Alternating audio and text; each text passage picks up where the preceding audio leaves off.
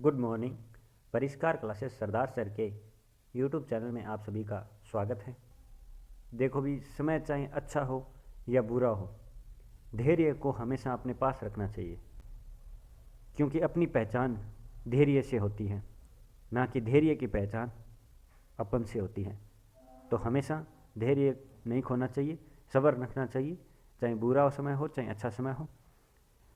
आज 6 दिसंबर है, तो हम इस वीडियो में 6 दिसंबर से रिलेटेड जितने भी करंट अफेयर के क्वेश्चन बनते हैं उनके बारे में डिस्कस करेंगे। आप अपनी परिष्कार को इंस्टाग्राम और फेसबुक पेज पे फॉलो कर सकते हो, और अगर आपको इस वीडियो का पीडीएफ चाहिए तो उसके लिए आप टेलीग्राम चैनल को ज्वाइन ज़रूर कर लेना, और वीडियो को अंत तक ज़रूर देखना। अंत में मैं आपसे एक क्वेश्चन पूछूंगा, उसका आंसर आप मुझे कमेंट बॉक्स में बताना, और वीडियो अगर अच्छा लगे तो अपने दोस्तों के पास शेयर ज़रूर कर देना। तो चलिए अब अपन स्टार्ट करते हैं, लेकिन उससे पहले हमेशा की तरह क्विक रिवीजन है वो देख लेते हैं।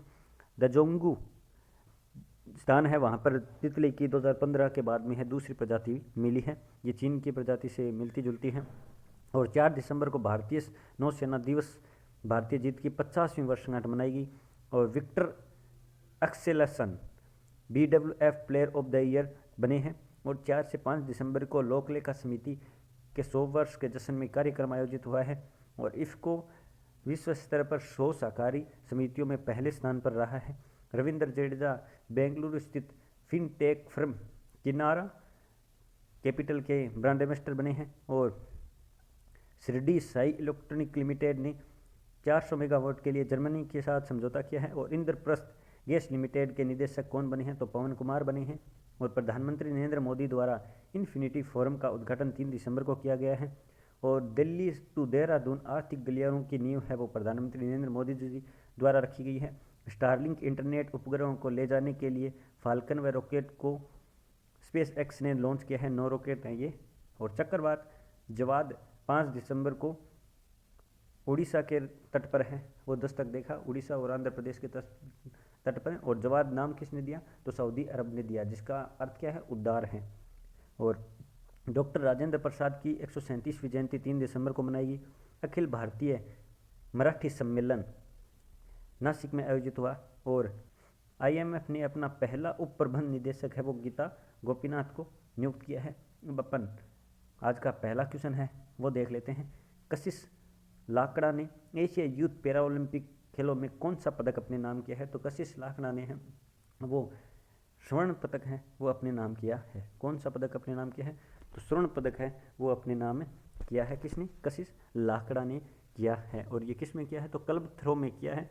और जो ये एशिया यूथ पैरा ओलंपिक खेल है ये 2 से 6 दिसंबर तक आयोजित हो रहे हैं। और इसमें ये बहरीन में आयोजित हो रहे हैं। कहाँ पर, बहरीन में। और इन्होंने ये 3 दिसंबर को है वो स्वर्ण पदक अपने नाम किया है F51 की कैटेगरी में, तो यहाँ पे याद रखना। और लक्षिता ने भाला फेंक में कांस्य पदक जीता है। किसने, लक्षिता ने कांस्य पदक जीता है और कशिश ने स्वर्ण पदक जीता है। किस राज्य ने दस्तावेज पंजीकरण प्रणाली और वनाधिकार एप्लीकेशन जांच किया है, तो वनाधिकार एप्लीकेशन और दस्तावेज प्रणाली है वो त्रिपुरा सरकार ने लॉन्च किया है। किसने लॉन्च किया है, तो त्रिपुरा सरकार ने लॉन्च किया है। अब त्रिपुरा ने लॉन्च किया है तो अपन त्रिपुरा के बारे में जानते हैं, लेकिन ये लॉन्च किसने किया है, तो गिरिराज सिंह ने लॉन्च किया है। किसने, गिरिराज सिंह ने लॉन्च किया है, जो ग्रामीण विकास मंत्री है। कौन है, ग्रामीण विकास मंत्री है। अब त्रिपुरा, तो त्रिपुरा के बारे में जानते हैं। तो त्रिपुरा की कैपिटल कौन सी है, तो त्रिपुरा की कैपिटल है अगरतला। CM है विप्लव कुमार देव। गवर्नर है सत्यदेव नारायण आर्य। कौन है, सत्यदेव नारायण आर्य। नेक्स्ट क्वेश्चन देखते हैं। नेक्स्ट क्वेश्चन है, किस खिलाड़ी ने एक पारी में सभी 10 विकेट लेने वाले तीसरे गेंदबाज बने हैं, तो कौन खिलाड़ी है वो, दो अकेला है वो पूरी टीम को है वो पदार्पण कर दिया, तो वो एजाज पटेल है, न्यूजीलैंड के खिलाड़ी हैं। वैसे तो ये भारत में जन्मे हैं और मुंबई में ही जन्मे थे, जिस मैदान में ये 10 विकेट लिए हैं और वहीं पे इनका जन्म हुआ था मुंबई में। और ये 1988 में जन्मे थे, लेकिन बाद में जब 8 साल के थे तब ये न्यूजीलैंड इनका परिवार चला गया था, तो फिर ये न्यूजीलैंड क्रिकेट में शामिल हो गए। और एजाज पटेल है ने 10 विकेट लिए, तीसरे खिलाड़ी बने हैं। तो इससे पहले जिम लेकर और अनिल कुंबले हैं, ये 2 खिलाड़ी हैं जिन्होंने 10 विकेट हैं वो अपने नाम किए हैं। और इन्होंने एजाज पटेल ने 2018 में भी अबू धाबी में भी पाकिस्तान के सामने है पाकिस्तान का पदार्पण किया था। तो आप याद रखना ये तीसरे खिलाड़ी बने हैं। फ्रांस ने 80 राफेल लड़ाकू विमान के लिए किस देश के साथ समझौता किया है? तो फ्रांस ने 80 राफेल लड़ाकू विमान के साथ लिए हैं, वो यूएई के साथ समझौता किया है, संयुक्त अरब अमीरात के साथ समझौता किया है। ये अंतर्राष्ट्रीय स्तर पर सबसे बड़ा समझौता माना जा रहा है, क्योंकि ये कितने अरब डॉलर का है? तो ये लगभग है वो 17 अरब यूरो का है। कितना? 17 अरब यूरो का है। और इसी के साथ यूएई ने है वो फ्रांस से 12 हेलीकॉप्टर भी लिए हैं। और अपना भारत है वो फ्रांस से कितने राफेल का समझौता किया है? तो 36 का समझौता किया हुआ है। किसके साथ? फ्रांस के साथ। किसका? भारत का। नेक्स्ट क्वेश्चन देखते हैं। नेक्स्ट क्वेश्चन है, एशिया यूथ पैरा ओलंपिक खेलों में शॉट पुट में अनन्या बंसल ने कौन सा पदक अपने नाम किया है? तो अनन्या बंसल ने है वो कौन सा पदक अपने नाम किया है? तो इसका सही आंसर है वो है रजत पदक। अनन्या बंसल ने है वो रजत पदक है अपने नाम किया है।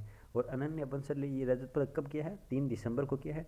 कशिश लाकड़ा ने भी 3 दिसंबर को किया था। और ये एक बौद्धिक अक्षमता खिलाड़ी हैं। कौन? तो ये अनन्या बंसल है। और लगभग इसमें 30 देशों में 23 खिलाड़ी हैं। 23 की उम्र से जो कम खिलाड़ी हैं वो इसमें भाग ले रहे हैं, और लगभग 23 देश हैं। और आयोजन में इसमें कितने खेल है? तो इसमें टोटल 9 खेल है, और बहरीन में हो रहा है। हमने देख ही लिया, उसके बारे में चर्चा कर लिया। तो नेक्स्ट क्वेश्चन है, आर्थिक सहयोग के लिए भारत ने किस देश के साथ 4 सूत्री पैकेज तैयार किया है? तो 4 सूत्री पैकेज है वो किसके साथ तैयार किया है? तो श्रीलंका के साथ तैयार किया है। किसके साथ तैयार किया है? श्रीलंका के साथ हैं वो 4 सूत्री पैकेज हैं वो तैयार किया है। किसका? अपने भारत का। अब श्रीलंका कहाँ है? तो ये अपना इंडिया है, यहाँ पर श्रीलंका है। और श्रीलंका के पास में यहाँ पर जो ब्रिज बनता है एक, तो वो इसको है चीन ने है 99 साल तक है वो लीज पर ले लिया है, क्योंकि चीन की यही पॉलिसी है कि वो दुनिया पर राज करे, तो इधर उधर वो किसी न किसी को लोन देता रहता है। नेक्स्ट क्वेश्चन देखते हैं। नेक्स्ट क्वेश्चन है, असम सरकार द्वारा असम वैभव पुरस्कार से किसे सम्मानित किया गया है या किया जाएगा? तो ये रतन टाटा जी को सम्मानित किया जाएगा। किसे? रतन टाटा जी को है वो सम्मानित किया जाएगा। किसके द्वारा? असम सरकार के द्वारा। और कौन सा पुरस्कार? तो असम वैभव पुरस्कार। तो आप याद रखना, तो असम के द्वारा किया जाएगा। तो हम असम के बारे में जानते हैं। तो असम आप सबको पता है नेशनल पार्क के मामले में तीसरे स्थान पर है, और एक पहले स्थान पर मध्य प्रदेश है, दूसरे स्थान पर अंडमान द्वीप समूह है, और इसमें 7 नेशनल पार्क है, और इसकी कैपिटल दिसपुर है। सीएम हेमंता बिस्वा शर्मा है, गवर्नर जगदीश मुखी है, और नेशनल पार्क 7 है। कौन कौन से हैं? तो मानस, औरंगा, काजीरंगा, डिब्रू साइखोवा, नामेरी, रायमोना, देहिंग पटकाई, ये यहाँ पर नेशनल पार्क है। और ये रतन टाटा जी को वैभव पुरस्कार से सम्मानित किया जाएगा। डिज्नी बोर्ड की पहली महिला अध्यक्ष कौन बनी है? तो डिज्नी बोर्ड की पहली महिला अध्यक्ष है वो कौन बनी है? तो सुसान अर्नोल्ड ने बनी है। कौन बनी है? सुसान अर्नोल्ड है वो बनी है।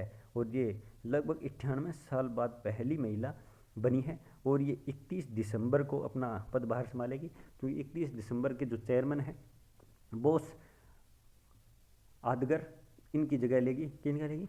तो बोस आडगर की है वो जगह लेगी। और ये 14 साल से इसकी सदस्य भी है डिज्नी बोर्ड की। कौन? Susan Arnold. तो ये 3 दिसंबर को ये घोषणा की गई है, और इनका जो चेयरमैन है उनका कार्यकाल 31 दिसंबर को समाप्त होगा। केंद्र सरकार ने 10,500 जन औषधि केंद्रों के बढ़ाने का लक्ष्य कब तक किया है?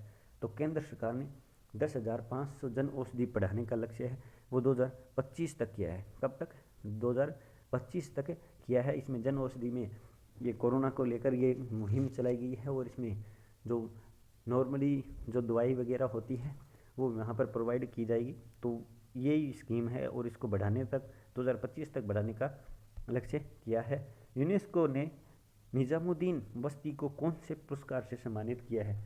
तो यूनेस्को ने निजामुद्दीन बस्ती को कौन से पुरस्कार से सम्मानित किया है? तो उत्कृष्टता और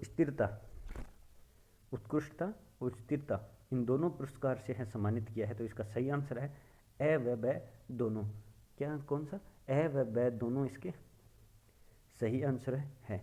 और ये यूनेस्को द्वारा दिया गया है और ये दिल्ली में पड़ता है वैसे, और आगा खान ट्रस्ट के द्वारा है, दिल्ली नगर निगम में दिया गया। और इसमें 6 देश भी आते हैं, तो जिनमें बांग्लादेश है, भारत है, चीन है, जापान है, मलेशिया है और थाईलैंड है। ऐसी 9 परियोजना इसमें शामिल है। तो इसका सही आंसर ए व ब दोनों है। तो आप ये याद रखना। अब यूनेस्को है, तो अपन यूनेस्को के बारे में चर्चा करते हैं। तो इसकी फुल फॉर्म है United Nation Education Scientific and Cultural Organization, जिसकी स्थापना 1945 में हुई थी। इसमें 193 देश टोटल शामिल है और 11 है वो एसोसिएट मेंबर है, और इसका हेडक्वार्टर है वो पेरिस में है। और इसके प्रेजेंट टाइम पर डायरेक्टर जनरल कौन है? तो प्रेजेंट टाइम पर इसके डायरेक्टर जनरल है वो अयूर्रे ओजुल्यू है। कौन है? अयूर्रे ओजुल्यू है वो इसके डायरेक्टर जनरल है। नेक्स्ट क्वेश्चन देखते हैं। कोनिजेती रोसिया का निधन हुआ है। कोनिजेती रोसिया जी का निधन हुआ है। वे किस राज्य के मुख्यमंत्री थे? तो ये आंध्र प्रदेश राज्य के मुख्यमंत्री थे। ये किस राज्य के मुख्यमंत्री थे? तो ये आंध्र प्रदेश राज्य के हैं वो मुख्यमंत्री थे, और इनका निधन हो गया है। और कब हुआ है? 4 दिसंबर को हुआ है। और ये तमिलनाडु के राज्यपाल भी रहे हुए हैं और 2 बार विधानसभा के सदस्य भी रहे हुए हैं। तो आप याद रखना, इनका निधन हो गया है। और आंध्र प्रदेश, तो प्रेजेंट टाइम पर सीएम कौन है? जगत मोहन रेड्डी साहब है। गवर्नर विश्वभूषण हरिचंद्र है। भाषा के आधार पर 1953 में गठन होने वाला पहला राज्य था। निगाह ऐप और जगन्नाथ विद्या दिवेना योजना स्टार्ट की गई है। और नेशनल पार्क है श्री वेंकटेश्वर पापीकोंडा, यहाँ पर नेशनल पार्क है। हाल ही में अंतर्राष्ट्रीय बैंक दिवस कब मनाया गया? तो अंतर्राष्ट्रीय बैंक दिवस कब मनाया गया? तो ये 4 दिसंबर को मनाया गया। कब मनाया गया? अंतर्राष्ट्रीय बैंक दिवस है वो 4 दिसंबर को मनाया गया। तो ये इंपॉर्टेंट डे वाला क्वेश्चन आ गया। तो आप पहले वीडियो पूरा देखिए आराम से। पूरा देखने के बाद में दिसंबर के जितने भी इंपॉर्टेंट डे वाले क्वेश्चन हैं वो आप मुझे कमेंट बॉक्स में बताना। वो मैं आपसे जानना चाहूँगा, क्योंकि मैं पिछले जब से दिसंबर स्टार्ट हुआ है इंपॉर्टेंट डे के क्वेश्चन है वो रिवाइज करवा रहा हूँ, रोज़ाना बता रहा हूँ। तो आप उनके बारे में मुझे कमेंट बॉक्स में ज़रूर बताना। मैं आपके आंसर देखने के लिए आतुर हो रहा हूँ। नेक्स्ट क्वेश्चन देखते हैं। नेक्स्ट क्वेश्चन है, हॉर्नबिल महोत्सव किस राज्य में मनाया जा रहा है? तो इसके बारे में अपन चर्चा भी कर लिया है, मैं एक बार इसको रिवाइजन के लिए डाला है। तो नागालैंड राज्य में है वो हॉर्नबिल महोत्सव है वो मनाया जा रहा है। कहाँ पर? नागालैंड में मनाया जा रहा है। और इसका 22वां संस्करण है और 1 दिसंबर से स्टार्ट हुआ है, 10 दिसंबर तक चलेगा, क्योंकि ये 10 दिन तक है वो चलता है। और 22वां संस्करण है और 1 साल के अंतराल के बाद में चल रहा है। और ये लगभग स्टार्ट कब हुआ था? तो ये 2000 से बनाना स्टार्ट हुआ था। अब नागालैंड, तो नागालैंड की कैपिटल कोहिमा है, सीएम नेफ्यू रियो है, गवर्नर आरएन रवि है। कौन है? आरएन रवि। NARCL के नए अध्यक्ष कौन बने हैं? तो NARCL के नए अध्यक्ष है वो कौन बने हैं? तो वो प्रदीप शाह बने हैं। कौन बने हैं? NARCL के नए अध्यक्ष है वो प्रदीप शाह है वो बने हैं। और कब बने हैं? तो ये 4 दिसंबर को पदभार है वो संभाला है। नेक्स्ट क्वेश्चन देखते हैं। नेक्स्ट क्वेश्चन है जो आज का लास्ट क्वेश्चन है, दूरदर्शन केंद्र ने अर्थ स्टेशन का उद्घाटन कहाँ पर किया है? तो अर्थ स्टेशन का उद्घाटन है वो गोरखपुर में किया है। कहाँ पर? गोरखपुर में किया है। और किसने किया है? दूरदर्शन केंद्र ने। और किसका? तो अर्थ स्टेशन का। और कहाँ पर? गोरखपुर में किया है। कब? 4 दिसंबर को किया है। ये लास्ट डोज का क्वेश्चन है। इसका सही आंसर टाटा पावर है। काफ़ी लोगों ने सही आंसर दिया और ये आपके लिए छोड़ा गया क्वेश्चन है। आपका आंसर मैं इसका भी आंसर जानना चाहूँगा, और इंपॉर्टेंट डे के क्वेश्चन के जितने भी इंपॉर्टेंट डे बने हैं दिसंबर के, उनके बारे में भी मैं कमेंट बॉक्स में आपके आंसर हैं वो जानना चाहूँगा। और वीडियो अब आपको अच्छा लगा तो अपने दोस्तों के पास शेयर कर देना, अच्छा नहीं लगा तो रीज़न बताना कमेंट बॉक्स में। और चलिए, PDF के लिए आप टेलीग्राम चैनल को ज्वाइन ज़रूर कर लेना। अब मैं आपसे आगे लेता हूँ। जय हिंद, जय भारत, धन्यवाद।